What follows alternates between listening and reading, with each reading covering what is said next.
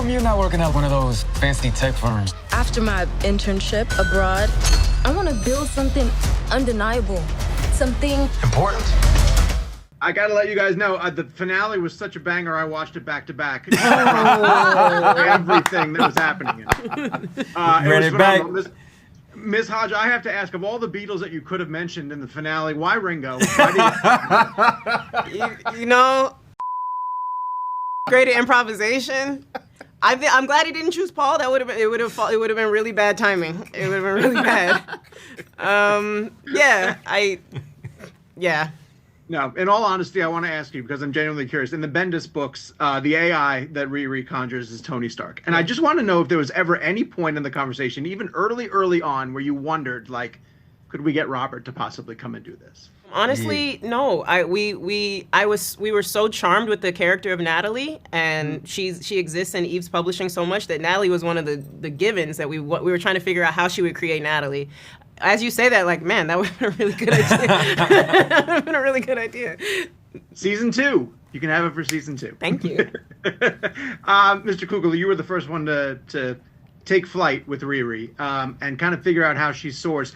I want to know what's more technically challenging to choreograph and film. Is it a flying scene involving armor or an underwater swimming scene involving Namor? I would say they both are equally complicated.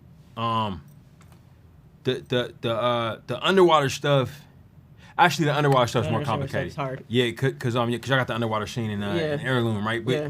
it's because the camera's underwater. You know, Yeah. that complicates things. And I had to learn how to swim making that movie. I didn't know how to swim before. Wow, and, really? Yeah. I didn't know That's that. awesome. I mean, it was a while ago. They didn't teach Now you how I'm to swim good. in St. Mary's? We Damn. have a pool. We have a pool.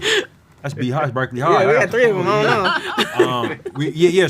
So just being underwater with the camera complicates things, but yeah, we had Dom on wires, and we had Dom underwater on that movie, and then y'all did the same thing on. Yeah, we had Dom on wires. We had Yeah. Alex on wires. Yeah, which was yeah, great to watch. yeah. So I think the underwater with that camera is a little more. It's another added element, you know.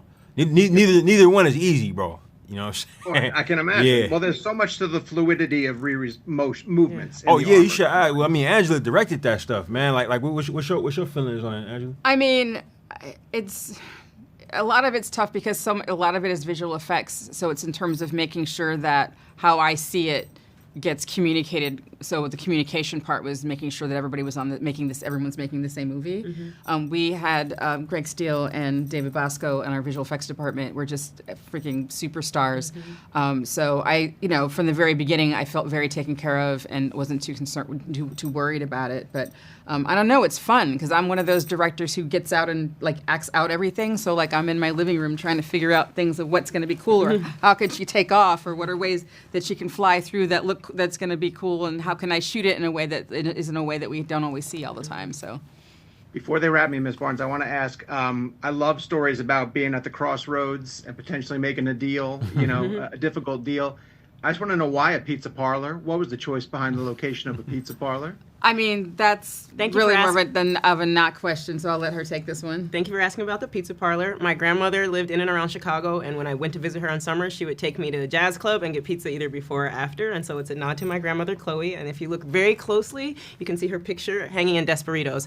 Desperitos is the name of the pizza spot because our writing room assistant was Nicole Desperito.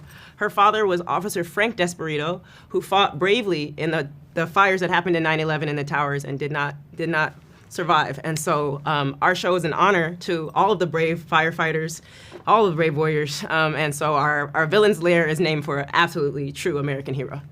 That's incredible. Thank you for sharing that. I really appreciate it. Thank you, guys. I appreciate your time. Have a good night.